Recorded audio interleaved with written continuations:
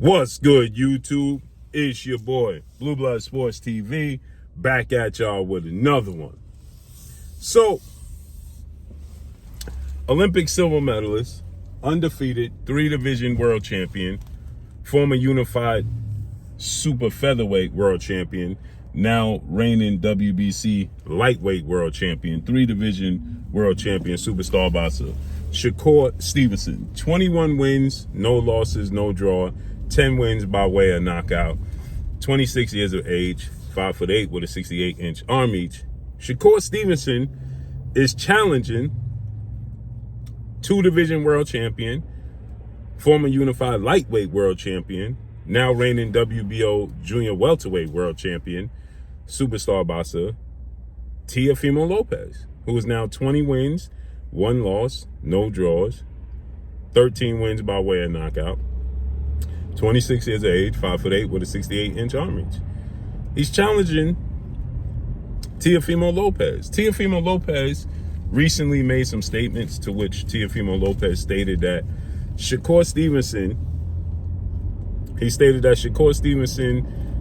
they sparred, and that, Shakur Stevenson only has a jab, and once you get past his jab, he's fooled. That's what Teofimo Lopez stated.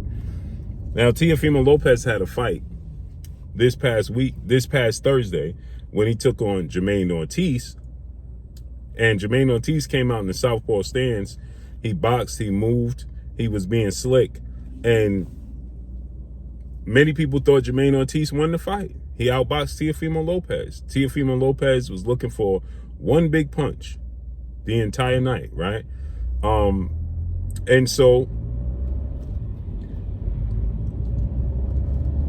Teofimo Lopez got a unanimous decision, but it looked reminiscent of when he fought Sandor Martin, and he unofficially got dropped twice against Sandor Martin.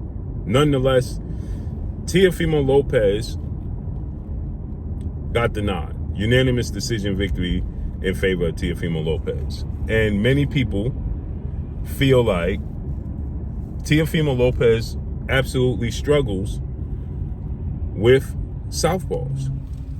And he struggles with movers and boxers. And so he getting the nod in these fights, but you can see the blueprint. He gets frustrated with movers. He loses his composure, and he starts winging shots.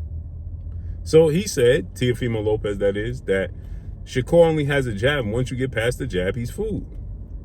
Shakur Stevenson is now saying, let's make the fight. Now, recently, Shakur Stevenson stated that he was retiring from the sport of boxing. That's what Shakur Stevenson said, right? He said he was retiring from the sport of boxing, right? And that, he only wants big fights.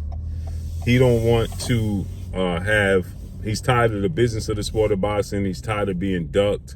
He only wants the absolute biggest fights there is possible. And he's out the sport of boxing.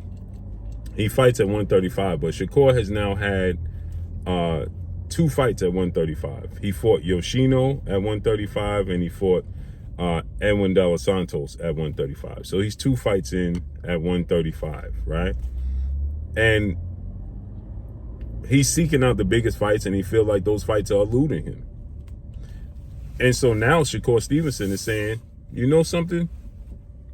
I'll fight Teofimo Lopez. Now, Teofimo Lopez recently made a statement that he's going to fight, his next fight is going to be in Honduras. Now, he is of Honduran descent.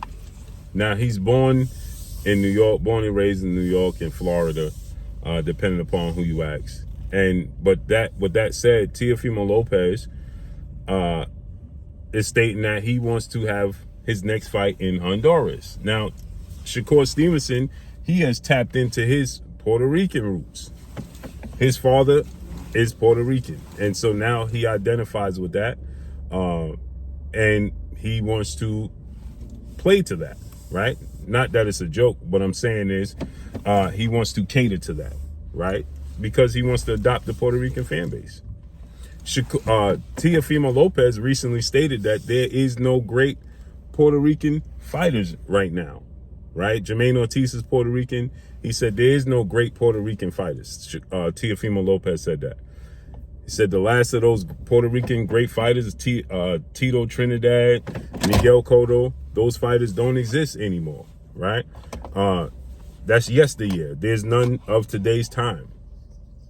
So it makes sense. Shakur Stevenson is now saying he's willing to go to Honduras and move up to 140 pounds because that's what it's going to take. That's absolutely what it's going to take for him to get the fight with Teofimo Lopez. He's going to have to move up to 140 pounds, right? And he's going to have to go to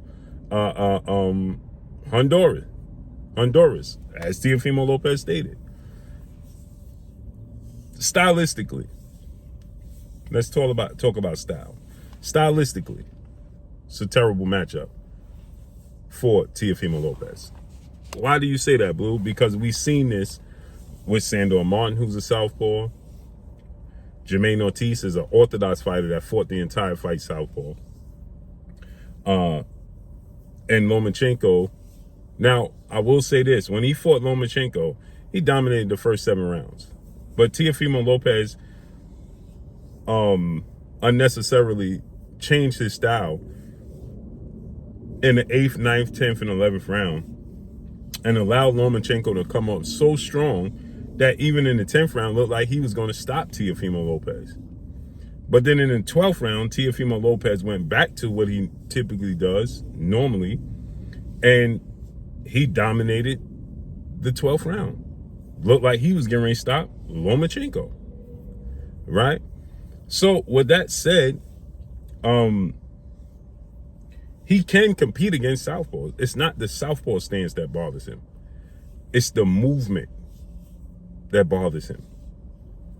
Because Josh Taylor, whom he fought after fighting Sandor Martin and arguably losing to Sandor Martin, got caught with 2 right check hooks identical. One was counted, one wasn't.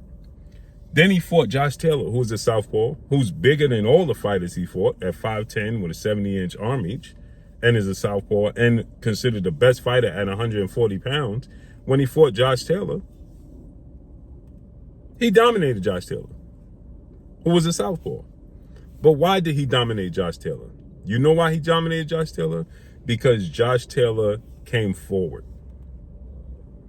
He cooperated. He was aggressive. He came forward. He was being flat-footed. He was sloppy with his distance. He was sloppy with his punch selection. He was sloppy with his punch accuracy. And that allowed Teofimo Lopez, who's very athletic, very explosive, and has power and has fast hands, that allowed him to capitalize on the openings and the mistakes that Josh Taylor made. It's a very good counterpuncher. Movement. Teofimo Lopez needs you to be set. Movement bothers Teofimo Lopez. I'm going to say it again. Movement bothers Teofimo Lopez. Not the southpaw stance. It's not the southpaw stance. It just happens so that the fighters that are using that movement are southpaws, like Sandor Martin and Jermaine Ortiz. They happen to be southpaws, but he didn't struggle with Lomachenko and Josh Taylor, who are southpaws. The difference is Lomachenko was stationary majority of the time. Josh Taylor was stationary. They cooperated with him. Sandor Martin, Jermaine Ortiz was moving. They were moving targets. He had a hard time. He needed them to cooperate. He needed them to be set to throw his punches.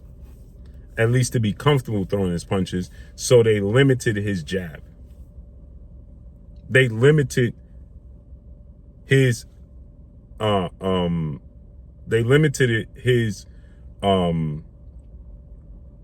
activity. Because he needs you to cooperate. So people say he struggles with southpaws. He's not struggling with southpaws. He's struggling with a southpaw that moves. But that's any boxer that moves. And Shakur Stevenson is the ultimate mover and the ultimate southpaw. That's accurate. That's just as big as he is. Shakur is 5'8" with a 68-inch arm reach. but he has way better defense and way better counterpunchability than Jermaine Ortiz. It's a nightmare matchup for Teofimo Lopez. But they both with Top Rank. They both with Bob Arum. They both looking for marquee fights. It should be easy to make, right? Let's see if it happens. And that's all I got for y'all. Make sure you hit the like button. Drop a comment in the comment section. Let me know what y'all think. Y'all already know what it is. It's your boy Blue Blood Sports TV. Hate, like, comment, and subscribe. You haven't subscribed, hit the subscribe button, hit the like button, hit the bell icon to get all the new notifications. Follow me on Instagram at Blue Blood Sports TV, all one word. So all I got for y'all. I'm gone. Peace.